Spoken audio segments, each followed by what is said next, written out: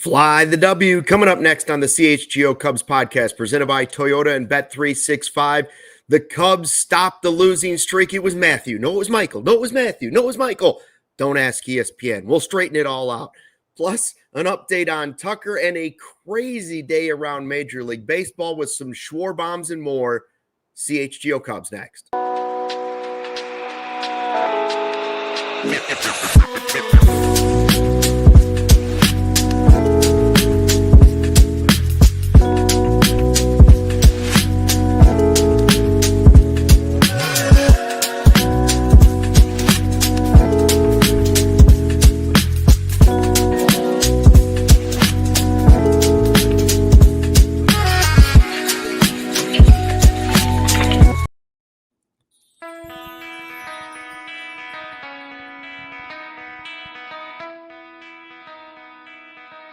Hey, Chicago, what do you say? This is the CHGO Cubs podcast driven by Toyota. Let's go places and Bet365, whatever the moment. It's never ordinary. Use code CHGO365 at sign-up. Luke Stuckmeyer and Joey Christopoulos with you. Hey, nice to finally fly the W. The longest losing streak of the season is over. And the Cubs, from what I'm told, have a magic number of 2 to clinch the top wild card seat. Am I right? Am I doing the math right? Is that okay, Joey? Win tonight, win tomorrow. Somebody also told me, Luke, that we had done this 88 times before tonight. So I've kind of forgotten the feeling a little bit. But yeah, good to be with you. Padres off tomorrow, so the Chicago Cubs can earn a half game going to the 3-game set with Padres playing the Diamondbacks in San Diego, Cubs hosting the Cardinals. Only got so many of these left, Luke. I know. 4 games left in the regular season. We're going to get postseason baseball. By the way, we're going to have watch-alongs and all kinds of fun stuff for you. We're going to dial up our coverage and crank it up, turn it up a notch or two for the postseason. So stick with us here at CHGO. Hi to everybody in the live YouTube chat here at the all-new CHGO Cubs YouTube channel. Want to tell you about something before we get going. We're going to talk about all. We're going to talk about Boyd. We're going to talk about the offense. We're going to talk about ESPN. We're going to talk about baseball. But we want to tell you about something special we're doing this month. If you haven't heard yet, this is a chance for you to help out. Think about your favorite athlete. Every one of them had a coach, a mentor, or family member who believed in them first, somebody who saw their potential and gave them the confidence to go for it. That is what Big Brothers and Big Sisters does every single day. So for the entire month of September, here at CHGO, we're partnering with Big Brothers, Big Sisters of America to help try and fund their mission. Your donation ensures another child gets a mentor, a role model, a champion in their corner. You could be that champion. If you're watching here on YouTube, you can donate directly by hitting the donation button right on your screen, a little handshake icon. Or if you're listening to us on podcast form, please head to bbbs.org/ALLCITY.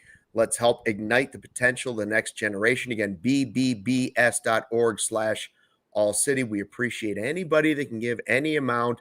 We know times are tough, but we appreciate any help that you might be able to give as we try to help out Big Brothers, Big Sisters. All right, so this was, first of all, not even just joking, it was Mental Health Awareness Night at Wrigley Field as Champion Ford and Ben Zobrist were there. He's saying the 7th inning stretch. But there were some people that were starting to get a little stressed over this. People actually do get really stressed over Cubs baseball, right?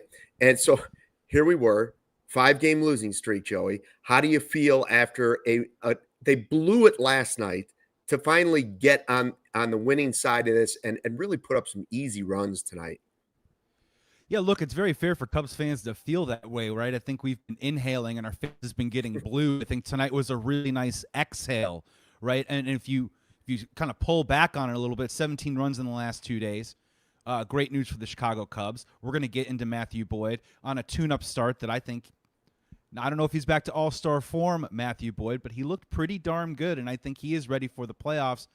And we knocked the ball around a little bit, which was great to see. And we took advantage of, honestly, some New York Mets mistakes, which is huge because that's what you want to do in the playoffs. You want to be able to capitalize. So, personally, I've never been hungover for 5 days before.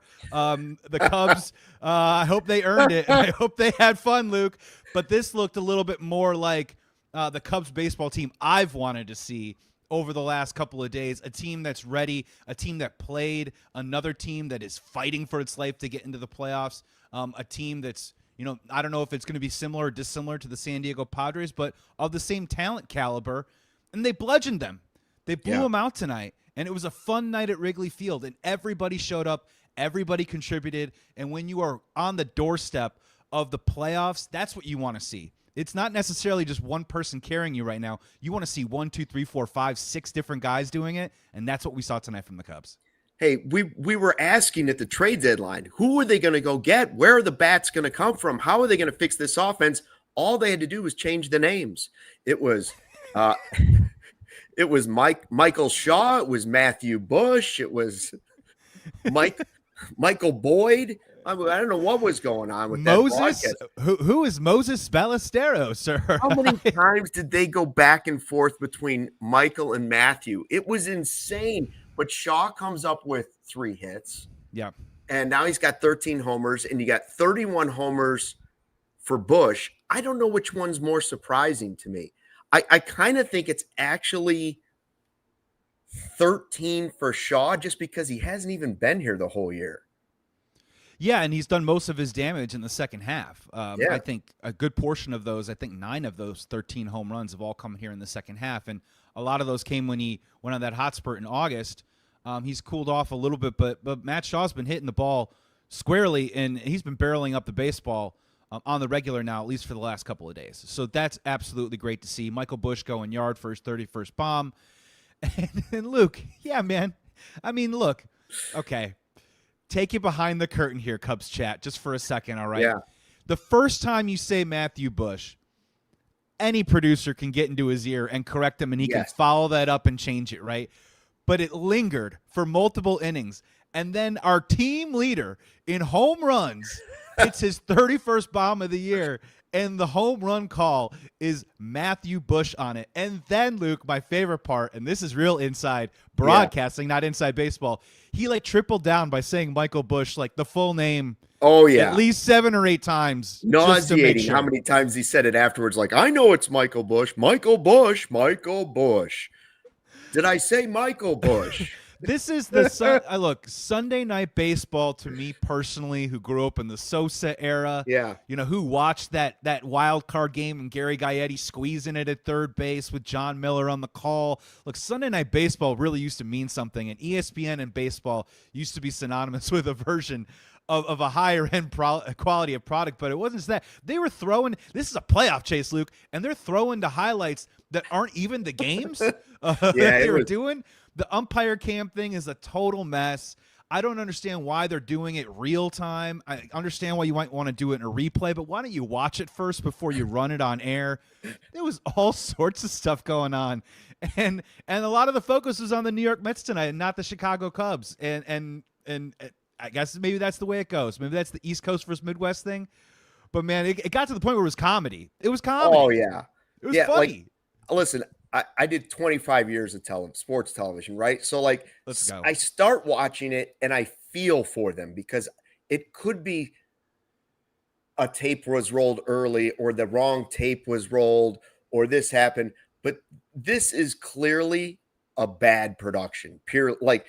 On every level. It's just not the guys calling it. They're not prepared. If you don't know Mike, anybody can say Michael or Matthew wrong once. And even if you said it twice, again, like you said, somebody gets in your ear and says, hey, dummy, you said it wrong again. What's going on? And maybe it's cold medicine. Maybe the guy's having a bad day. Maybe it just happens, but this is the same crew that was talking about Matthew Boyd last time he pitched about how he had no pickoff move. And it was like, what? What are you talking about? They start the broadcast tonight talking about how the buildings, the hotels are blocking the wind from blowing in. It's like the hotels behind home plate.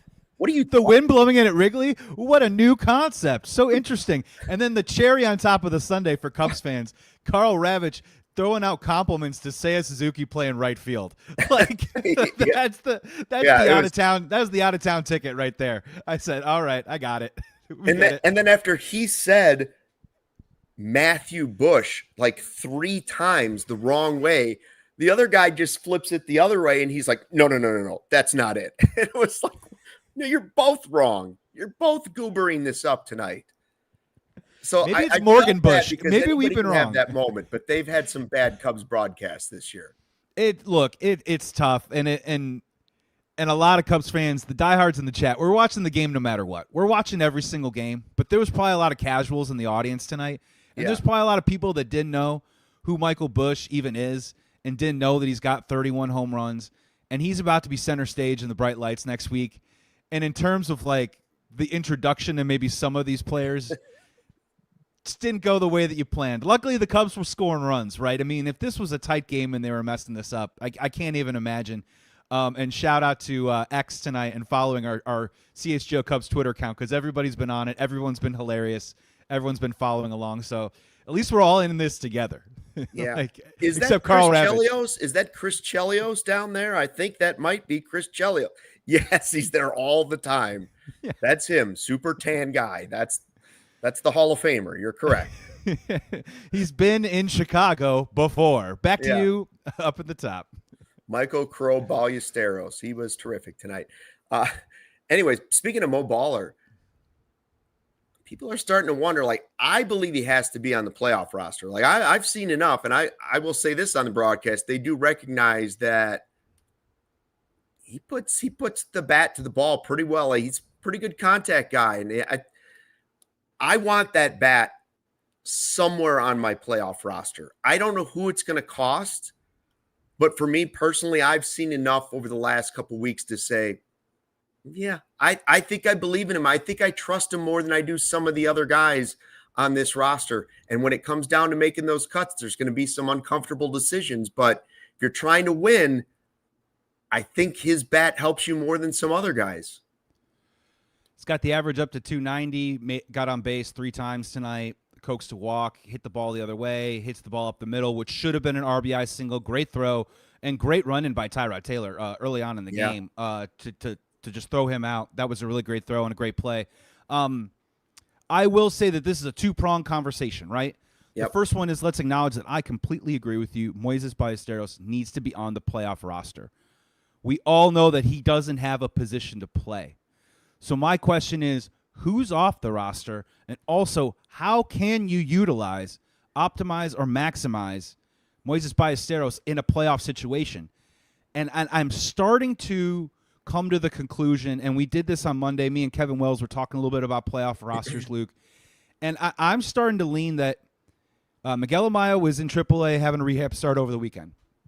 So where in a situation, if you can't have Moises Ballesteros play the field, where are you going to have him come into a game? And it's probably going to have to be a pinch hitting situation. Yeah. So who are the likely candidates that you would possibly pinch hit for? And I'm just going to be honest right now. I think it's probably either the catching position or it might be Matt Shaw because you have Willie Castro that can play third base. So, Luke, I'm starting to lean that not only having Ballesteros on the playoff roster, I'm starting to lean a little bit that you need 3 catchers on this roster. Because if you, depending on how you want to turn it, whatever the matchup is, whatever you like, whether it is a Carson Kelly in a situation, I kind of would rather have Mo Baller up there if runners are on in the 5th and 6th inning. You can then turn to Reese, and then if you want to, then you can come back to Amaya if it's a lefty-lefty situation. So this is a multi-layered idea that they have to figure out here, but he has to be on the roster. You can't. If we're looking and we're talking about Kyle Tucker, and it was nice to see Seiya Suzuki maybe turning a corner a little bit, starting to hit the ball sharply again, that's great, but we need as much offense as we possibly can, and we might need some offense later in games, especially with the San Diego Padres bullpen that has a lot of really nasty dudes back there. I think you might have to think about keeping those 3 catchers. Yeah, and the Tucker availability is the wild card in all of it, right? Like, you've got to have that bat if you don't have Tucker, but then it changes your DH. You got to figure out what to do with Seiya. You've got to figure out how you're going to use it.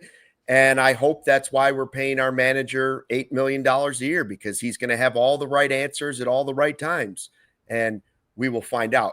Speaking of Kyle Tucker, by the way, he gave an update. He spoke. We're going to talk about Tucker a little bit later in the show. I guess it depends if your glass is half full or half empty, how you want to look at it, about how you feel, whether or not he's going to be a productive member of the Cubs for the final game or 2, and hopefully postseason. We'll get to that in a few minutes, but first, a word from our sponsors here at CHGO. Hey, Cubs fans, with the Bet365 early payout offer, you're a winner if your team goes up by 17 points with an instant payout on straight bets and parlay selections marked as winners. So download the app and use code CHGO365 when you sign up. They got a Thursday Night Football $10 safety net bet. They got a Sunday Night Football $365,000 jackpot. Monday Night Football 50% super profit boost token on SGPs. 100% parlay boost. So double your winnings on parlays with Bet365 100% parlay boost. Breaking news, 365 playoff season. It's here. New customers now can get $200 in bonus bets when you bet $5, win or lose. So sign up, use code CHGO365, deposit 10, place a bet for 5, get $200 in bonus bets if your bet wins or loses. Bets can be used on spreads, totals, player props, futures, whatever the moment. It's never ordinary at Bet365. Remember, you must be 21 plus or older. If you or someone you know has a gambling problem, crisis counseling and referral services can be accessed by calling 1-800-GAMBLER in-app only. Let's get real for a second. The world has gone soft. Everybody gets a trophy just for showing up. Everything needs to be bubble wrapped for us now. Soda used to have some kick. Now it's just pretty colors and fizz mostly. RC Cola is not a soft drink. It's a damn good cola. That's right. You heard me. It's the original cola that doesn't fold under pressure. RC is an OG cola in the world of spineless soft drinks. No trends, no gimmicks, no glow up. RC hasn't changed their stripes since 1905 because it didn't need to. That's right. Back before the Cubs were winning in 1908.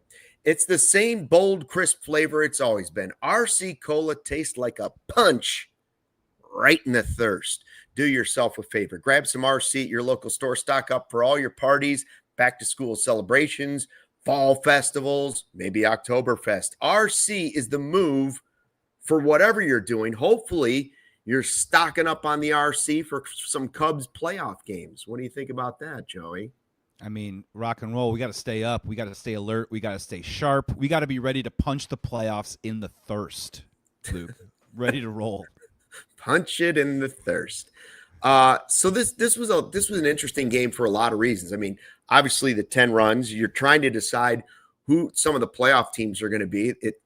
I was watching the Reds thing going on, the Reds and Pirates, and thinking, oh man, Mets fans are just losing their minds over all of this, right? And we talked about the offense. We've wanted the offense to find a way to start to create runs like they did early in the season, right? So you got a couple of home runs tonight, but then you also got PCA running from second base on a wild pitch and scoring a run that shouldn't have scored. And tell me I'm wrong, and you might. Didn't PCA scoring there feel like, didn't you think to yourself, man, this guy's going to thrive in the postseason? I don't know if he's going to thrive at the plate, but he does love the spotlight. And I feel like he's going to thrive. We talked about a week or so ago about, man, who's going to hit home runs in the postseason for the Cubs? You had to pick 3 guys. I don't know. We're still waiting for PCA. He's got 4 more games to get 30-30. I want to see him do it. He's getting it. No, but I think you're right. He's got a flair for the dramatic. He likes the spotlight. I think he's going to do it. That's the type of run that can win you a playoff game. And that's why he's so important, even when he's not hitting exactly like he was the first half of the season. He's not hitting like he was the first half of the season. But I will tell you that maybe the results aren't exactly there, Luke. But I'm smelling it too, man. And I'm feeling it too. And there's something going on that I like a lot about PCA. Yeah, there's a little PC chaos going on that's starting to cook in the kitchen, if you will, for Pete Crow Armstrong. And here's just what I like about it, right? Is that, as I said, the results haven't exactly been there, right? Yeah. But the last couple of days specifically, and honestly, I think it's been happening about 4 or 5 days, you're seeing a lot of line drive outs. That's usually a sign of good things to come. You saw him yesterday get a base hit, hitting the ball the opposite way. You saw him lay down a perfect bunt that didn't necessarily, that moved the runners over. But again, when we're talking about playoff baseball, every base counts, right? And then tonight, all he was doing, again, poked it out again, hit a little chopper to third. How often do you see the third baseman get a ground ball from PCA? I mean, I think it was almost, he was shocked. He was panicked. He doesn't know how much time he has because PCA's over there, right? Yeah. He airmailed the throw, or I'm sorry, he dirted the throw. PCA goes to second. And then Francisco Alvarez, he taketh and then he giveth. He hit the home run earlier, but then he gave it right back, just kind of fell asleep on the fact that Pete Crow Armstrong is one of the fastest players in baseball. And Pete also kind of lulled him to sleep on that turn to third, raced home, and got there. Now, look, I don't know if he's going to start hitting bombs all over the place, right? And I don't know if he's going to be the type of player that we were talking about 40-40 with earlier this year, but maybe that latter 40 and that speed, him getting on base, and I just really like how he's looked at the plate the last couple of days. And I just want to believe that there's something great coming for Pete Crow Armstrong, and it may be just be coming at the right time. And I'm with you, too, as well. When we talk about makeup and we've tried to dissect his energy all season long, I think the playoff energy matches PCA's energy. And I'm starting to hope and believe in moments where we started to feel like he was overwhelmed because he wanted to maybe try and chase down the MVP, which now seems kind of silly because Kyle Schwarber has 56 bombs and Shohei Ohtani has 53 and all that stuff. Maybe he's gotten a little bit of some perspective, and now when the moment hits him, he can now match his energy with that high-octane nature. And I'm with you, man. I think PCA is one of those guys to watch that could do something really, really special. And it doesn't have to be a home run, Luke, like you said. Could be stealing a base. It could be taking a pass ball and picking up 2 bases. It could simply just be putting the ball in play. I'm ignoring tonight that he had a sac fly. Look, I'll take it, man. Important. Execution, right? Keep it moving. Keep the train rolling. How many times have we seen second and third and 1 out, or bases loaded and 1 out, and they only come away with 1 run in certain situations? Not tonight. They cashed in on almost every opportunity they got, and Pete Crow Armstrong was a big part of it.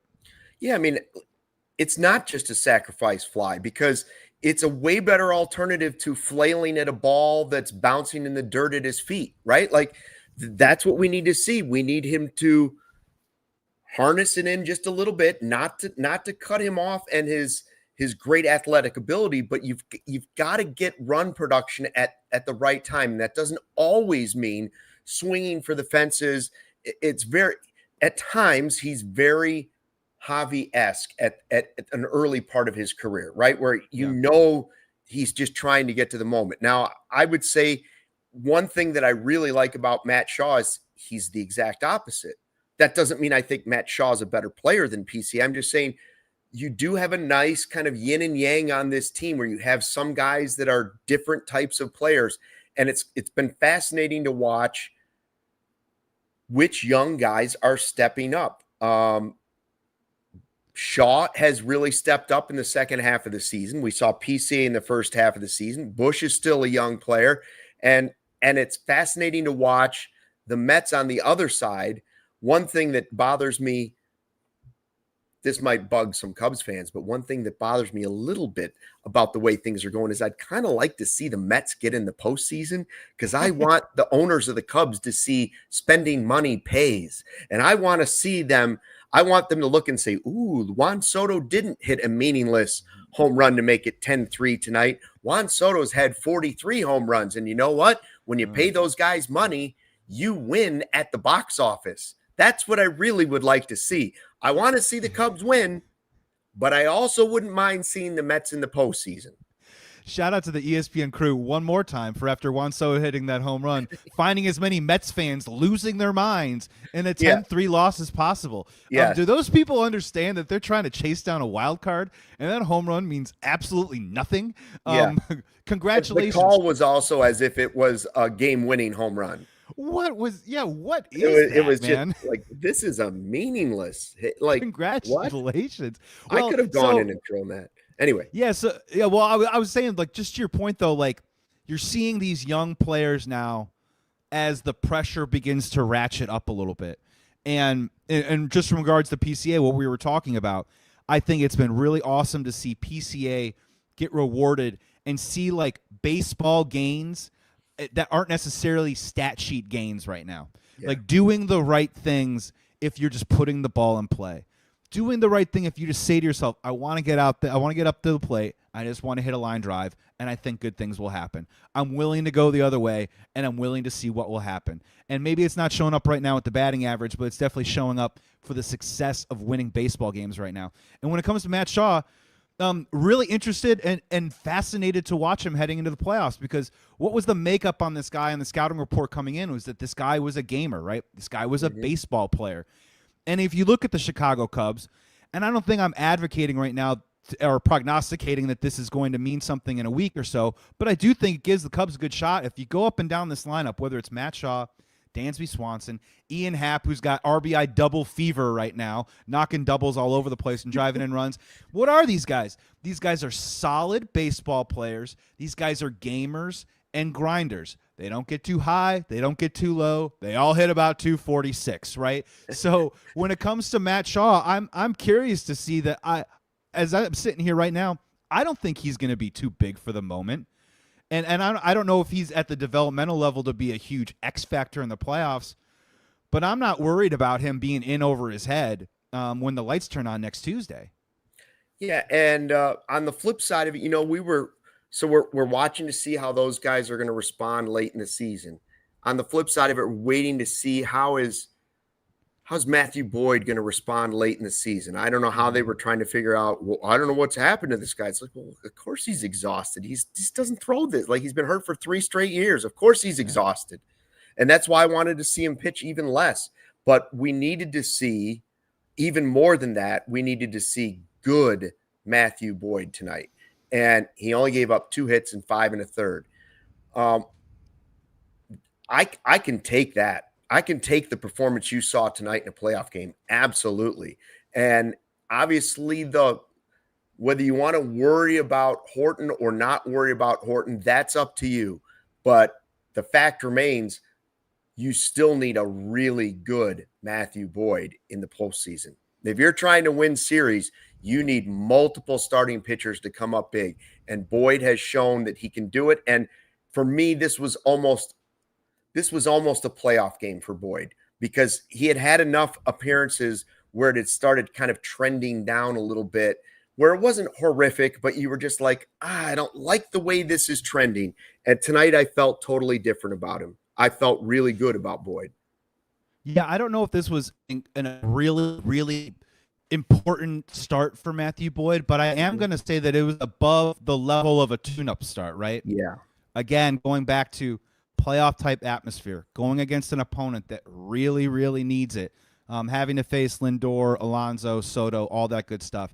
And I don't think exactly we got all-star Matthew Boyd, but this is one of his better turns in quite some time, Luke. And I'll be honest with you, the first 2 innings he looked really sharp. Really loved what I saw. 3rd inning, the command got away from him a little bit, but he grinded out of the inning. Now, granted, he gave up a home run, but if you're up several runs, if you give up a 2-run home run, I don't know how much I'm going to knock that, because you start kind of attacking guys a little bit. So if I could kind of get nitty-gritty on it, I think the fastball command isn't exactly where it was when he was just lighting up the scoreboard.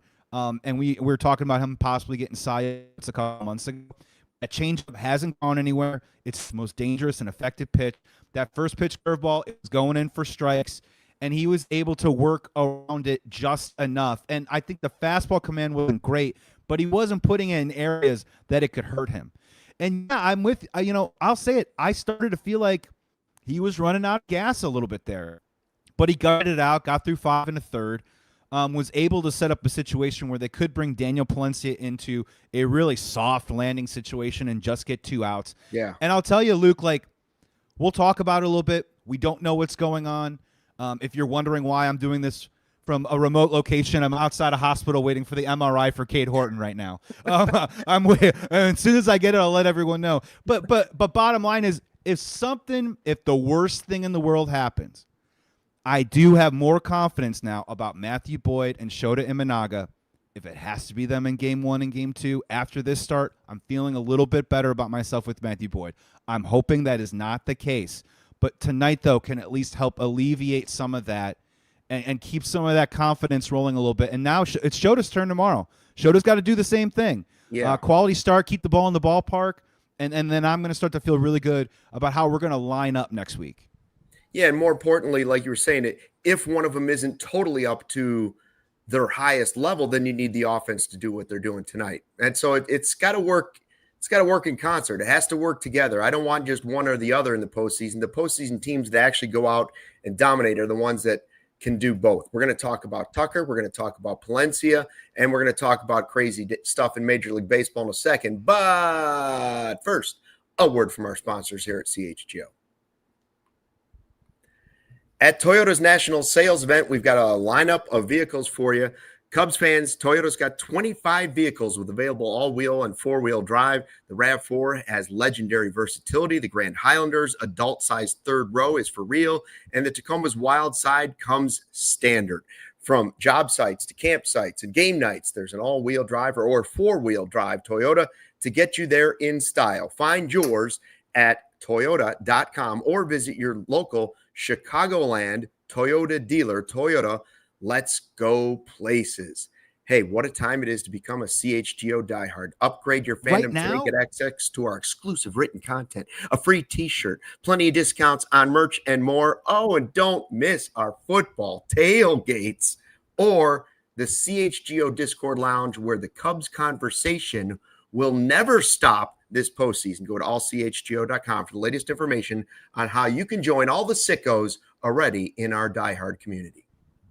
And hey, coaches, listen up. If you're looking for more athletes to train, Eye on the Ball is where you need to be. It is simple. You create your profile, upload your background check, and boom, you're in the game. They have a new promo right now for coaches. You can earn up to free 6 months off, or it could just be $50 a month or $500 for the year. Athletes of all ages and all sports can find you directly. And here's the best part. Eye on the Ball doesn't mess with your schedule, payments, or your business. You are in full control. They just connect you with athletes who are already looking for a coach like you. So if you're ready to grow your coaching business and reach more athletes, go check it out right now. It is at eyeontheball.net. That's eyeontheball.net. Don't wait. The athletes are already there looking for you.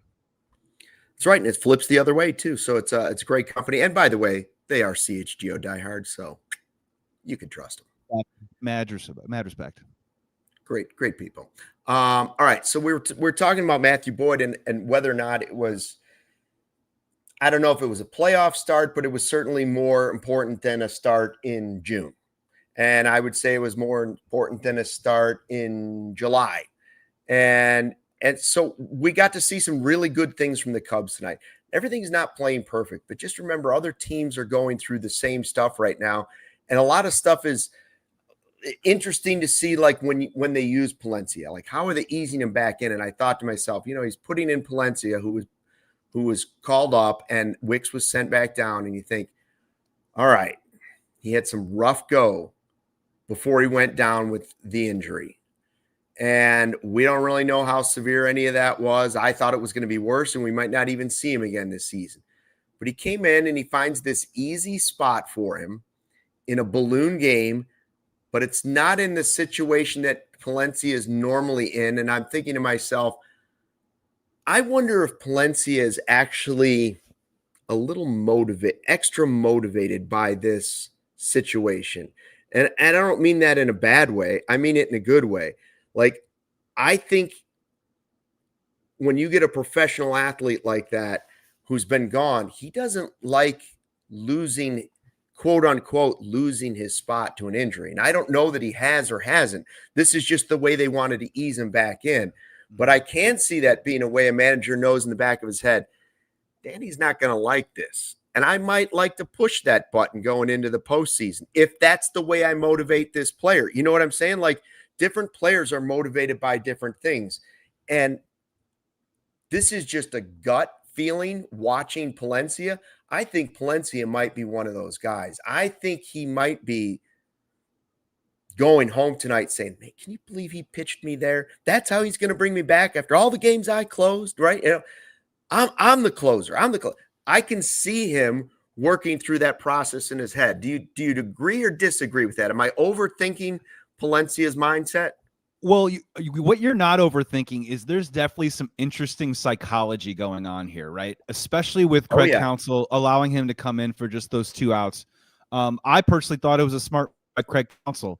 My first thought was, are they bringing him into this situation because they they're worried about him being overamped and overthrowing maybe in a high leverage or a late inning situation and saying, hey, like, I'm back.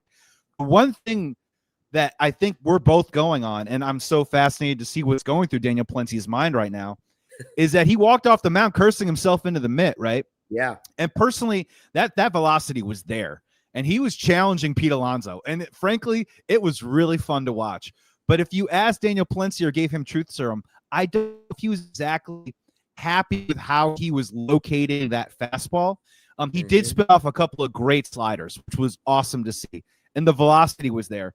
In terms of the command, putting it exactly where we want it to be, maybe it left a little bit to be desired for Daniel Palencia, maybe in general. And I am curious now, he's throwing on a Wednesday.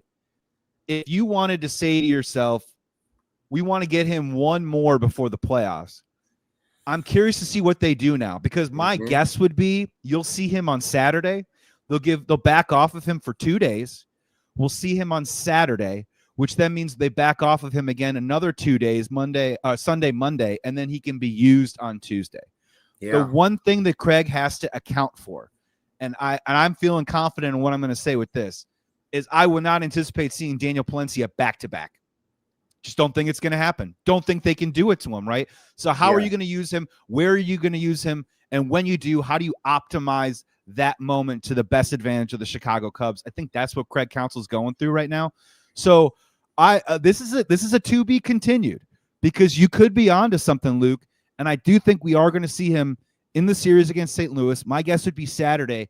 Where, when, and how, what the situation is, that's what's going to be like, maybe what's going to be a little bit of the tell of where Craig Counsell feels confidence-wise about just throwing this dude back into what's going to be some really, really important, crucial outs in a playoff game. Yeah, what's more important for the player coming back? Is it more important that he just feels really good about himself and we can see him pitch, but it's not high stress? Or is it more important that you put him mentally right back into that fire and into that game mode? Like, the use of Savali is a perfect example of tonight. It's just pitching management. Like, he's just trying to get innings. It's not that he thinks Savali's his new closer. You have to watch that understanding. No, he's using Savali so he can save some other arms. He's trying to back those arms, just like you're talking about.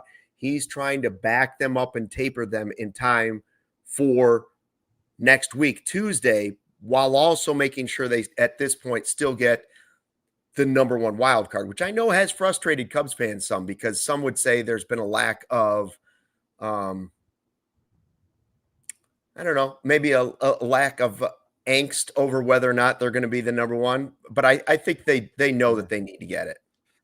Well, and Luke, really quick, just to further this itch that I think you're scratching a little bit, is if we are trying to pick and parcel like who Craig Counsell is, right? And if we can paint with a broad brush, is that mostly when it comes to veteran players, whether they're injured or whatever, when they come back, they get their spot back. Even the spot in the lineup, they get it back right away. But what have we seen with younger players? Craig Counsell has even publicly said when it comes to players like Owen Casey and others, have they earned that playing time? Have they deserved that spot? And Daniel Palencia has been such a huge component of this bullpen, but still a young player doing it for the first time, coming back from the injury. Has he earned that right to just come right back in and do it? I'm asking my same question.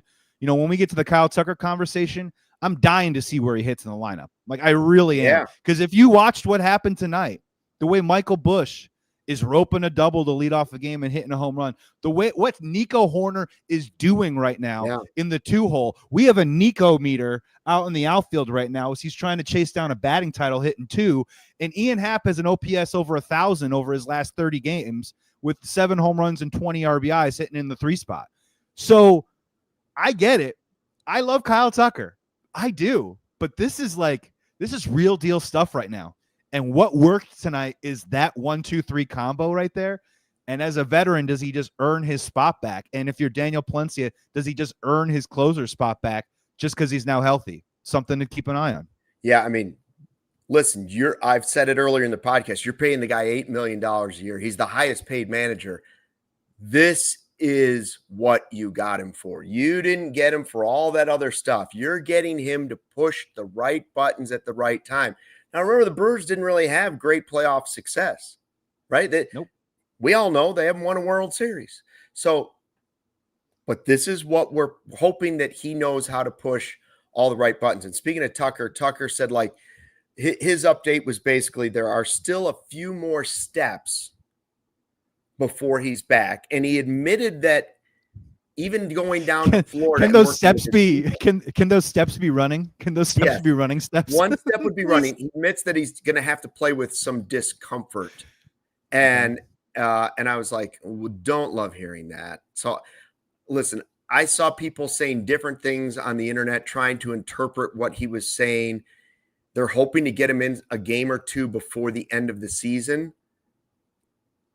I don't, I'm a glass half empty sort of guy sometimes, to be perfectly honest. And my glass on this is, it might be a quarter empty right now. Really? I don't know what it is, but it doesn't feel great. I don't love him saying he's going to have to be uncomfortable. I'm not totally excited that he's still got to take a couple more steps. And I feel like if this was not the very end of the season, he might be waiting another week on this. But I'm more comforted with, because of the reason what you said, what's happening at the top of the lineup without him. And some of the guys are awakening. Whether that continues in the postseason, I don't know. But you still want to have Kyle Tucker back and playing his best baseball at the end. And I don't know how that happens coming back from this. So for you, what is rattling around that quarter full glass that's probably just ice now at this point? Is it a lot of ice? I do like a lot of ice. More ice, please. Let's water with no ice. I'm not French. I like ice in my glass. So what is it for you? I mean, I heard Craig Counsell saying they're hoping to get him back in the lineup on Friday, which would be, my guess would be maybe he plays Friday, Saturday, has Sunday off, and maybe gets ready for a playoff series. What is it? What is it for you? Is it him coming back and that discomfort is obvious, and now you're worried about the production? Yeah, are you worried, and are you more worried about because if it is that type of situation, where does he hit in the lineup? Do they have the guts, or does he have the guts to recuse himself from a lineup if he really just isn't, or if he just needs more time? I mean, there is another world too, that I know that we need Kyle Tucker for every single playoff game. But if the dude isn't ready, and if you have that faith in Mo Baller, and if this lineup is rolling the way it's rolling, can you win 2 games and move this thing over to Saturday? I mean, so what is it with you with the quarter? Like, what has you worried? Is it a lack of production? Is it a re-injury? Or is it simply just a guy playing hurt and maybe hitting the middle of a lineup and, swinging into a double play because he's just not right? You know what I mean? He's just not 100%. It's none of those scientific things. It's 53 years of being a Cubs fan. That's what it is. It's 53 years of being a Cubs fan with very little winning really in that span. Like, most of my lifetime is losing. So it's just that pessimism in the back about, it's going to go wrong. And are they going to rent this guy? And then the one time when they really need him for 2 games, are we not going to have him for 2 games? I don't love hearing a player say they know they're going to have to kind of gut it out a little bit in the postseason. And we were just talking at the beginning of the podcast about Ballesteros, and it's like, listen, the obvious place for Tucker, if he's not 100% and he's playing with discomfort in his calf, and we're worried that it could lead to anything else, and he's been kind of tentative in the outfield anyways, and now he might be tentative because of the way he's feeling. The obvious place is DH. And that impacts you again, because now who's going to be your right fielder? And does that mean you're running out of space for that other bat that we were talking about, even though you want to be patient because Tucker's your most talented player? And really quick, whether we like it or not, we've been Cubs fans for a long time, and Cubs fans in the chat, look in the mirror. You know yourselves. If the dude goes 0 for 8, or if he goes 6 for 8 in this 2-game series against the wild card, and the Cubs don't make it, we are going to make such a huge deal out of those 8 playoff at-bats. We are going to attach a number to those, whatever the number is of playoff at-bats that he's going to have. And the fact of it is, none of us can run away from this. he is entering the playoffs not at 100%. What Yep. that number is, nobody knows probably except for Kyle Tucker himself. But hopefully he gets in there on Friday, starts feeling a little better, and you just go from there. I hope he plays like Sick Jordan. That's all I can say. I hope he plays like Sick Jordan, because you're right. Whether it's 1 home run or 4 strikeouts, if he gets back into a game, we're going to overreact completely and expectedly. We'll talk more about Tucker. Let us know in the chat what you think about his possibilities here coming up in the postseason. But first, a word from our sponsors at CHGO. Handcrafted steaks to delicious fall favorites. Omaha Steaks deliver the world's best steak experience. I had some waiting for me at the door the other day. I opened up that freezing cold box, and there it was. Oh, one of these perfectly butcher cut, perfectly marbled fillets that I know that even if I leave it, I like to do the reverse sear. If I do the reverse sear and I leave it on there too long, accidentally, like I get distracted by a Cubs, it's still going to be okay because the meat is that good. Enjoy. I had the filet mignon burgers. I had the filet mignon burgers tonight. Oh. Getting ready for the playoffs. Beef it up. Heartland quality food delivered right to your door. A family-owned company with over 100 years of expertise in the meat industry. Right now, they got their red hot sales event. You get 50% off site-wide at omahasteaks.com. Plus, our listeners get an extra $35 off with the promo code Cubs, CUBS. Get fired up for fall grilling with Omaha Steaks. Visit omahasteaks.com. 50% off site-wide during this red hot sales event. Another 35% when you use the promo code Cubs. That's right, 50% off. I want you to use the steak seasoning, too, when you're at it. Get that. That kicks up every steak. Every time I've made it for somebody, they go, "Ooh, what is this seasoning? Is this?" And I just say, "Yeah, I made it." I lie. I take credit, but it's really Omaha Steaks. They're so delicious. And hey, Cubs fans, you know that moment. And no, it's not the moment Carl Ravitch calls Michael Busch Matthew Busch. It's the one where you realize you've left your favorite sunglasses at the beach or on the roof of your car, at the gas station 3 states away. I've done it 1,000 times, and you have been there too. But then I found Shady Rays, and it changed the game. These sunglasses are made for real life. They're seriously good looking, polarized, durable, and not stupidly expensive. Here's the wild part. If you lose or break them, even on day one, Shady Rays will send you a brand new pair. No guilt trip, just replacements. So now I wear my sunglasses without fear on hikes, at concerts, on the boat, wherever. Shady Rays is eyewear that's got your back. CHGO has teamed up with Shady Rays to bring you an exclusive offer. So head to shadyrays.com. Use code CHGO for 35% off polarized sunglasses. Try it for yourself. The shades rated 5 stars by over 300,000 people. Very nice. Yeah, listen, I like to, make my Omaha Steaks with my Shady Rays on while I'm going to race CDJR. It's just the kind of guy I am. What am I getting? A Chevy? Am I getting a Ram? I'm eating a burger in it either way. I legit had them tonight, Luke. Yeah, my wife Mara made them. They were so delicious. I ate 2 of them. So I got 12 ounces of filet mignon burger meat, Omaha steak salami. It was good. Yes. Throw a little cheese on those too. I see some people in the chat now saying, "Hey, we should have traded Tucker at the deadline." Don't go back to that, please. Let's get him in the postseason so he can actually produce in big games. And then if you lose him, at least you will say, "We always had 2025." You got any gas in that time machine? We can go back and just not get non-tender Kyle Schwarber while we're at it. Can we make a couple more? That's the one I would like more than anything. A couple more stops. Yeah. Trading Cam Smith, okay. Letting Kyle Schwarber walk away when he hits 55 and 56. Unbelievable. 130 RBIs. I can't watch it anymore. I can't. And I feel bad because I like him so much that I almost don't want to see it happen again. But I feel happy for the person. But for the Cub fan in me, I'm like, every time he does it, it's like a dagger. And these jerks in Philadelphia jumping up and down like he's theirs. They've kind of taken him. They've taken him. He is the definition of exceeding expectations. Oh, Luke. Man. Imagine a Cubs payroll healthy and happy with a player who's making what, 100 million?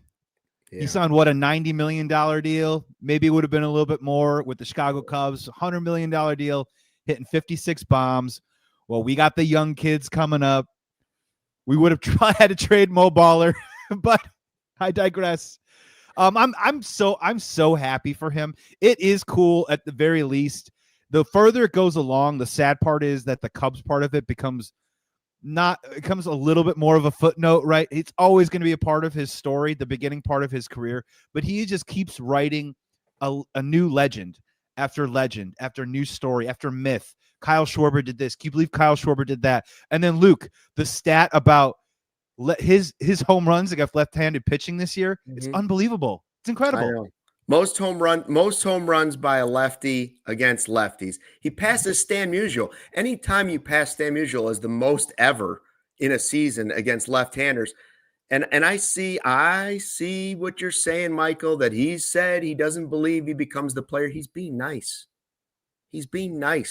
This is the guy. They just didn't wait long enough. You'll never know the answer to that. But I watched him when he came up those steps in Cleveland. It was like watching Babe Ruth come up the steps. And I watched Theo pumping his fist. That away, Schwarbs. They loved the guy. And for some reason, they panicked and they gave up on him early. He was always going to be this guy. I don't buy any of that other stuff. He said the nice thing because Kyle Schwarber always says the nice thing, and he takes the pressure off the Cubs on that. I know. I can't let it go, De La Cruz. I can't not watch it.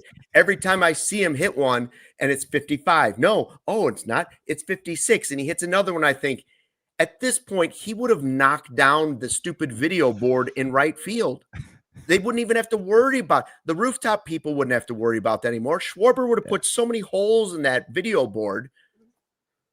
I can't do it anymore. Do you want to feel better, Luke? Do you want to feel better about this? If he was a Chicago Cub right now, there is a 0% chance he would have broken that record because there's a 0% chance Craig would have let Schwarber hit against lefties, right? There's no way. No way. And by the way, side note, while we're paying attention, Mr. Craig Counsell, I like you as our Cubs manager, and I'm rooting for you. But Michael Busch, what did he do tonight? Went yard against a lefty.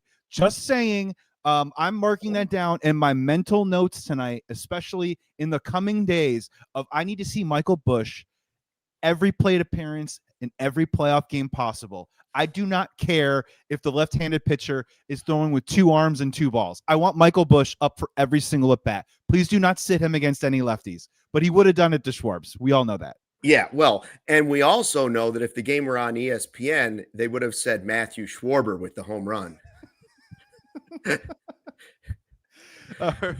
Schwarby Parker, or what's that clothing line? No, they don't get the East Coast guys wrong. It's just the Midwest guys because we might watch every once in a while. I don't know. Matthew, Michael, there's a couple of them on the team. One of the guys did it tonight. Anyways, how about for all the people and myself included sometimes when the Cubs are playing like 500 baseball and we're all saying they can't do anything in the postseason because what a tank the second half has been, yada, yada, yada. It's going to be the same. They're going nowhere. How would you like to be a Tigers fan? September 4th, 21 games over 500. What was Cleveland? Cleveland September 4th was a game under 500. 20 days later, Cleveland's in first place. They erased a 9.5 game lead in 2 weeks. Now, before you go celebrating in Cleveland, I would say go look at the Brewers because when you cool off, usually you cool off. I don't know that it's going to be a Cleveland-Milwaukee World Series, but man, those two teams have had some great streaks. I'll give them that. It's baseball's a funny sport. It's why we love it. Sometimes it's the reason why your team doesn't win for 108 years. And there's other times when you see stuff like this happen in Major League Baseball. I mean, roll the clocks back. When the Cubs were rocking and rolling, who Cubs fan in the chat, who didn't have the conversation with their friend of could it be Cubs Tigers in the World Series? Oh, yeah. That Scooble series. Is this a preview of October baseball? Stuff changes on a dime all the time. And from a selfish level or a Cubs level, it's an instructive lesson, right? That things can change. I understand that sometimes your team looks like doggy doo-doo, and then a couple days later they can turn it around. What did the Cubs just recently do, right? They took they won 4 out of 6, and then they swept the Pirates, and then they laid an egg against the Cincinnati Reds, right? Yeah. I mean, this can turn really quickly. Sometimes it comes down to matchups, but Luke, man, I mean, this is an all-timer, dude. Yeah. This is an all-timer. The Cleveland franchise almost did it in 2006 to the Chicago White Sox, who had a 12.5 game lead in September. There's something about that Cleveland team. And look, like, who wants to play them right now? I don't. Like, holy moly. And this also comes back a little bit to that conversation that we have about the Brewers of it isn't always sometimes, how you do it. It's kind of when you do it, right? I mean, Yeah. The Milwaukee Brewers rip off a 28-4 streak in July and August and win the World Series on August 2nd. Congratulations to them. And they're still going to win the division. But even if you look at it since that time, the Cubs have gained 4 or 5 games on them since then. I'm not saying anything, but stuff changes. Stuff comes back to the pack a little bit. And they've still got some games left to play. But what an unbelievable baseball story, Luke. I can't think of a comeback like that. I really can't. What is this equivalent to you? Like 69. This is 69 Cubs. This is that's what Michael's saying. So the Mets are the 69 Cubs. All we're missing is the black cat. Yeah, and if we could cross over sports, like what is this? Is this 35 points down in an NBA game? Is it really like that big? Is it 20? Yeah. Is this like Patriots Falcons Super Bowl type stuff? Like in terms of choke job? 17 of 19. Like this is insane. Like that division was over. And the funny part is, although I would never bet on it, it doesn't mean the Tigers won't win a playoff series because they are going to pitch Scooble. And you just don't know. Like, it doesn't mean that they are I would expect it's a mess. They could get bounced completely if they're not careful. But yeah, you're right. They could. I mean, look at the Diamondbacks. The Diamondbacks traded their third baseman and their first baseman, and now they might make the postseason. The Red Sox traded arguably their best player, one of their best players, and now they're going to make this great run, and they're going to make the postseason. Yeah, and the mighty Yankees have lost 10 in a row at some point this season. The Mets and their payroll, they've fallen back into the pack, and they're trying to fight off the Cincinnati Reds right now. And that is just, again, this is something to just take into next week, is that when the scoreboard is 0-0 and the records are 0-0 in the playoff series, literally anything can happen, which that's why I still cling to this Cubs team and like the metronome, easy nature of this team and just the solid aspect of it, that maybe they could weather some of these storms where they're not going to get crazy hot. We just saw them lose 5 in a row, so hopefully that doesn't happen. That kind of stretch happens anytime again. But it's absolutely wild. What a wonderful day in baseball too, with Cal Raleigh hitting bombs, Aaron Judge hitting bombs. He hits 50 and 51. Kyle Schwarber. What is that now? We got 50 or more. 4 guys. Yeah. Super cool. And like, honestly, like great people to do it too. Like, it ain't like Brady Anderson. You know what I'm saying? Like, these are like all 4 like really cool superstar type dudes you can wrap your league around, No, it has been a really fun season. And admittedly, I thought the season, even though I know anything can happen in baseball, I did go into it after an off season of watching the Dodgers just sign whoever they wanted for whatever they wanted. I thought the Dodgers were going to run away, and sure, they could still end up winning the World Series, but frankly, they've got the same chance as everybody else that's going into it. It could end up that way, and I still would like to do it the way they're doing it, but nobody can tell you that Cleveland doesn't have a chance. They do. Yep, and for the Cubs, one step at a time, right? Take care of business the next couple of days. Make sure you lock up and make sure that you're playing these games at Wrigley Field starting on Tuesday. Could be a day game, could be a night game. We're going to find out. If you can somehow play good baseball and get past that, bring on the Milwaukee Brewers. I like that matchup too, Luke. I'm willing to go, to the post with our team against the Milwaukee Brewers in a 5-game series. See what happens. And at that point, if you are lucky enough to get that far, all bets are off. It really doesn't matter who you're playing at that point, because that means that you've earned the level of type of play that you're already playing, that you can do anything and compete with anyone. So It's all happening, man. Baseball tomorrow, Cardinals this weekend, Friday 120 Club. Ooh. And then watch along City, CHGO Cubs. Here it comes. Playoffs. Corey and Brendan tomorrow. Who will be in the lineup? Will it be Matthew Busch? Will it be Michael Shaw? Will it be Only time will Armstrong? Stay tuned to find out. Thanks for watching CHGO Cubs. We'll talk to you tomorrow. Enjoy Corey and Brendan, Cubs related, coming up on Thursday. We'll see you later. Fly the W. We all silly like the mayor.